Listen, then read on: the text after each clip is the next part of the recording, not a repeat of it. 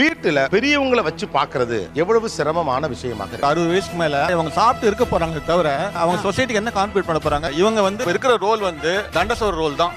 அவங்க பிரச்சனை. தம்பியை கடங்காராக்குறாங்களோ இவங்க கடங்காராங்கிறாங்க. எனக்கு தேவை 50 பவுன் நகை வேணும்.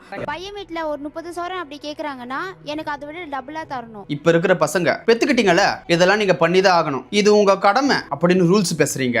சோறு போட வேண்டியது உங்க கடமை. எனக்கு பிடிச்ச மாதிரி Dress, வாட்ச், ஷூ இதெல்லாம் வாங்கி தர வேண்டியது உங்க கடமை. எனக்கு பிடிச்ச காலேஜ்ல சேர்க்க வேண்டியது உங்க கடமை. கட்டு, கடை வாங்கியாவது கட்டு, ஃபீஸ கட்ட வேண்டியது உங்க கடமை. ஒரு பைக் கூட வாங்கி தர முடியலனா அப்ப எதுக்கு பெத்துக்கிட்டீங்க? எனக்கு வயசாகிட்டே போகுது, கல்யாணம் பண்ணி வைக்க வேண்டியது உங்க கடமை. இவ்வளவு நகை கேக்குறாங்கன்னா போடுங்க, அதுல உங்க கடமை தானே. கல்யாணத்துக்கு பிறகு தலை தீபாவளிக்கு சீர் செய்யணும், முதல் பிரசவத்துக்கு ஆகிற செலவை பார்க்கணும், பிறக்கிறது பேரனோ பேத்தியோ அவங்களுக்கான சீர் செய்ய வேண்டியது உங்க கடமை. இது எல்லாமே உங்க கடமை. இத கூட பண்ண முடியலனா எதுக்கு பெத்துக்கிறீங்க? உன்னை பெத்த பாவத்துக்கு இது உன் கடமை, அது உன் கடமை, கடமை கடமைன்னு வாய்க்கிழிய பேசுறியே. உன் கடமை ஏதாச்சும் நீ ஒன்னாவது ஒழுங்கா பண்ணிருக்கியா? பேசலாம் வா. படிக்கிற காலத்துல ஒழுங்கா படிச்சு பாஸ் பண்ண வேண்டியது யார் கடமை? பெத்தவங்க கடன் வாங்கி படிக்க வச்சாங்கல்ல, ஒரு நல்ல வேலைக்கு போக வேண்டியது யார் கடமை? படிக்க வேண்டிய காலத்துல ஒழுங்கா படிச்சு மெரிட்ல பாஸ் பண்ணியிருந்தா அவங்க எதுக்குடா உனக்கு கடன் வாங்கி காலேஜ்ல சீட்டு வாங்கணும்? சில ஒழுங்கா படிக்காம லவ் பண்ணிக்கிட்டு கட்டடிச்சுக்கிட்டு ஊதாரித்தனமா சுத்திக்கிட்டு இல்லாத பொல்லாத பழக்கங்களா வச்சுக்கிட்டு முதல்ல உன் கடமையில நீ கரெக்டா இருந்தியா?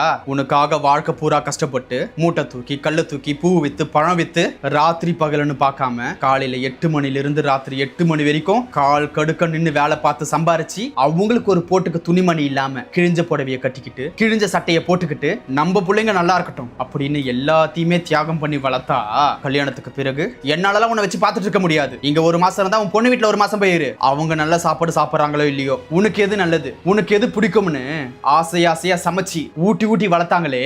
ஆனா இப்போ ஒருவேளை என் வீட்டுல சாப்பிடு, ஒருவேளை உன் சின்ன பையன் வீட்டுல போய் சாப்பிடு. என்ன ஒருத்தனை தான் நீ பெத்தியா? உங்களை ராஜா மாதிரி ராணி மாதிரி வளர்த்தாங்களே, இப்ப நீங்க அவங்களை பிச்சைக்காரனை விட கேவலமான நிலைமையில வச்சிட்டு இருக்கீங்களே. இதுதான் நீங்க பாக்குற கடமையா? ஆமா, பெரிய கடமைன்னு பேசுறீங்களே. பெத்தவங்க உங்களுக்கு பண்றது எதுவுமே இது என் கடமை, இது என் பொறுப்புன்னு பண்றது இல்லைங்க. உங்க மேல வச்சிருக்கிற அளவு கடந்த அன்பு. இப்ப நீங்க அவங்கள பாக்குற மாதிரி அவங்க உங்களை பார்க்கல. அவங்களுடைய பாசம், உலகம், எதிர்காலம் எல்லாமே நீங்க தான். அப்படிதான் உங்களை பார்த்தாங்க, அப்படிதான் உங்களை வளர்த்தாங்க. உங்களுக்கு புரியுதா? உங்களுக்கு புரியுற மாதிரி உங்க வார்த்தையில சொல்லணும்னா, நீங்க சொல்ற அந்த கடமையை அவங்க அளவுக்கு அதிகமாவே பார்த்திருக்காங்க. அவங்க ஒரு பலனையும் எதிர்பார்க்காம உனக்காகவே வாழ்ந்திருக்காங்க. கண்டிப்பாங்க அவங்க உங்களுக்கு கொடுத்த அன்பு, பாசம், தியாகம், அரவணைப்பு இதை எதுவுமே உங்களால 100% கொடுக்க முடியாது. சும்மா இது உங்க கடமை, இது உங்க பொறுப்பு, இந்த ரூல்ஸ் எல்லாம் பேசுறத நிப்பாட்டிட்டு நீங்க முதல்ல பொறுப்பா இருக்க பழகிக்கோங்க. பெத்தவங்களை பாத்துக்கிறது பாரம்னு பார்க்காம நம்ம வாழ்க்கைக்கு கிடைச்ச மிகப்பெரிய பாக்கியம்னு பாருங்க.